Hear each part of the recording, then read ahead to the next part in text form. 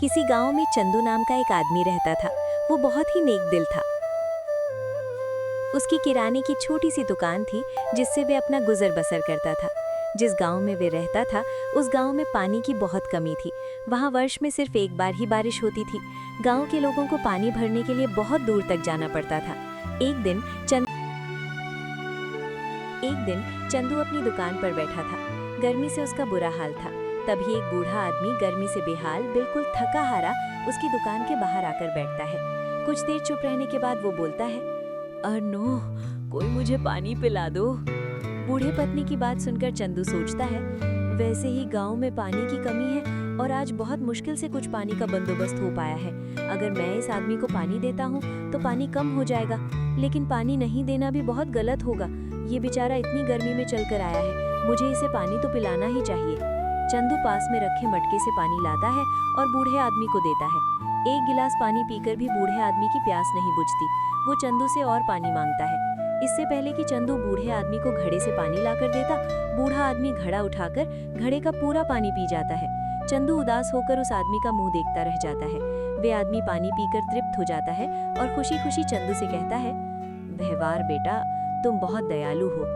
तुमने इतनी गर्मी में मुझ जैसे प्यासे को पानी पिलाकर बहुत लेख किया है। हमेशा ऐसे ही नेक काम करते रहना, भगवान तुम्हें हमेशा खुश रखेगा। ऐसा कहकर वो बूढ़ा आदमी वहां से चला जाता है। थोड़ी देर के बाद चंदू का भी प्यास से बुरा हाल हो जाता है। वे मटकी के पास जाता है, तभी उसे याद आता है, ओह, मटकी में तो पानी खत्म हो गया था। अब मैं क्या करूं? मुझे तो बहुत ही जोर की प्यास लगी है। चंदू मटकी को उठाकर मुंह तक लाता है। तभी उसमें से थोड़ा पानी निकलता है जिससे उसकी प्यास बुझ जाती है। वे खुश हो जाता है, लेकिन वे हैरान होकर सोचता भी है, इस मटके में तो पानी बिल्कुल खत्म हो गया था। सारा पानी उस बूढ़े आदमी ने पी लिया था। इसमें और पानी कहाँ से आया? चंदू सोच ही रहा होता है कि तभी एक आदमी उसकी दुकान पर आता है और कहता है, और संभाल, आज कैसे हो गया? यहाँ गिर, चलो ढेर सारा सामान दे दो। चंदू पर्चा लेकर जवाब देता है, मैं ठीक हूँ, तुम इतनी गर्मी में कैसे आ गए और तुम्हारा पैर कैसा है? बस ठीक हूँ, अब ये चोट तो ठीक होने में ही वाली है, ये तो जिंदगी भर का जख्म है।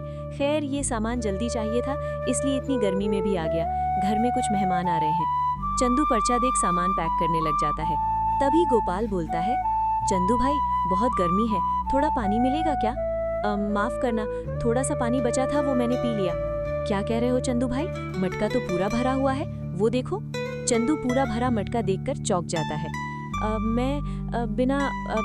इस गर्मी में मेरा दिमाग बिल्कुल भी काम नहीं कर रहा है। कि चंदू गोपाल को मटके से गिलास भरकर पानी देता है और गोपाल पानी पीकर अपना सामान लिए चला जाता है। गोपाल के जाने के बाद चंदू सोचता है, मटके में पानी कहाँ से आया? मटका तो बिल्कुल खाली था। कुछ देर के बाद गोपाल अपनी बहन को लेकर चंदू के पास आता है और कहता है, चंदू, मेरी बहन को बहुत तेज बुखार है, डॉक्टर के पास ले जाओ। मेरे पास क्यों आए हो?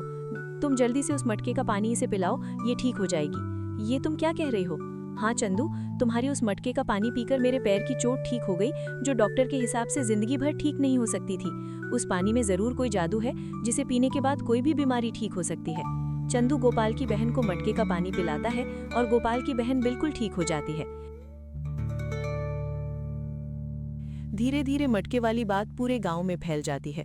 कुछ समय में सभी लोग बारी बारी से चंदू के पास अपना इलाज कराने आने लगते हैं। चंदू सभी लोगों की मदद करके बहुत खुश होता है। वे पानी पिलाने के बदले किसी से भी कुछ नहीं लेता, लेकिन लोग अपनी खुशी से उसे कुछ ना कुछ दे रहे थे। वे मन ही मन उस बूढ़े आदमी को याद करता है। वे आदमी जरूर कोई फरिश्ता था जिसकी वजह से ये हुआ। चंदू की दुकान के बाहर हमेशा बीमार लोगों की लाइन लगी रहती थी। ये देखकर चंदू सोचने लगा, अगर एक अमीर आदमी रोज इलाज के लिए आ जाए तो एक ही बार में मेरे कितने पैसे बन जाएंगे।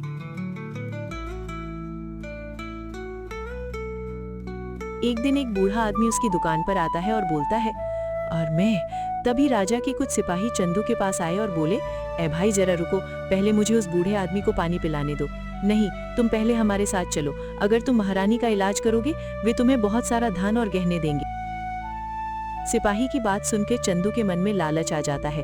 वे तुरंत मटका उठाकर सिपाहियों के साथ महल चला जाता है।